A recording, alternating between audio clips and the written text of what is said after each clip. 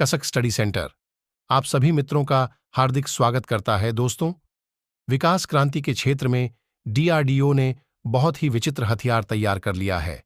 भारतीय रक्षा अनुसंधान संगठन डीआरडीओ बहुत जल्द भारत में बने लेजर हथियार दुर्गा-2 का टेस्ट करने वाली है। दुर्गा का पूरा मतलब है directionally unrestricted region array. Laser ही भविष्य के हथियार हैं। कई देशों के पास लेजर वेपन है। इस समय दुनिया भर में 2 एंटी एयरक्राफ्ट या एंटी मिसाइल लेजर वेपन हैं। वो फुल प्रूफ नहीं है। उनकी मार्क क्षमता 100% नहीं है। डीआरडीओ ने भी लेजर हथियार बनाना शुरू किया। इसका नाम है दुर्गा-2। इसके बारे में विदेशी मीडिया में भी खबरें चली थीं कि भारत ऐसा लेजर सिस्टम तैयार है जो किसी बैलिस्टिक, क्रूज मिसाइल या फाइटर जेट को गिरा सकता है। इसका इस्तेमाल चीन और पाकिस्तान सीमा पर किया जाएगा। चीन या पाकिस्तान की बैलिस्टिक मिसाइलें भारत की सुरक्षा के लिए बड़ा खतरा है। भारत ने रूस से 5 S-400 एंटी मिसाइल सिस्टम खरीदे हैं। सुदर्शन रखा गया है। ये सिस्टम भारत के इलाके में गिरने वाली मिसाइलों को हवा में ही खत्म कर देगा। लेकिन यह हर मिसाइल को मार गिराएगा, इसकी गारंटी यह एयर डिफेंस सिस्टम भी नहीं देता। लेजर वेपन भी दुश्मन के जहाज, radar, electronic warfare system, jet, missile को गिरा सकता है। साल 2021 में अमेरिकी डिफेंस मीडिया ने रिपोर्ट छापी थी कि नई दिल्ली में मौजूद laser science and technology centre LSTC नई जनरेशन का लेजर सिस्टम बना रहा है। नई तकनीक में सॉलिड स्टेट, फाइबर और केमिकल लेजर का इस्तेमाल किया जा रहा है। कहा जाता है कि लेजर वेपन दुर्गा-2 प्रोजेक्ट बेहद गुप्त रखा गया था। बताया गया था कि इस हथियार को जमीन, समंदर और हवाई प्लेटफॉर्म पर तैनात किया जाएगा।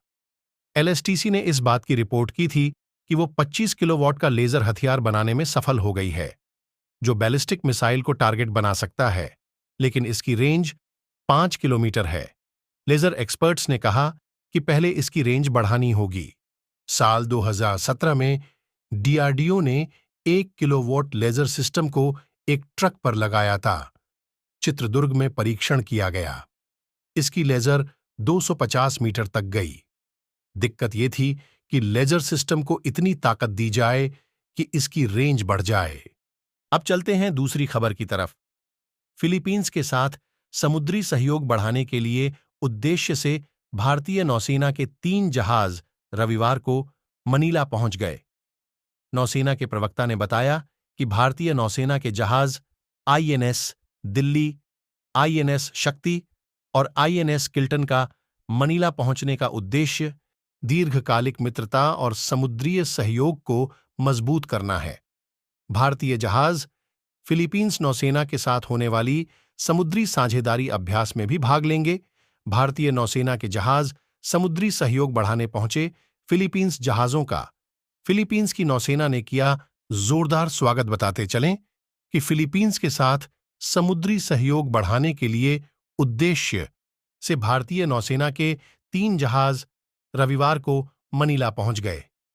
नौसेना के जहाजों की यात्रा दक्षिण चीन सागर में भारतीय नौसेना के पूर्वी बेड़े की परिचालन तैनाती का हिस्सा है।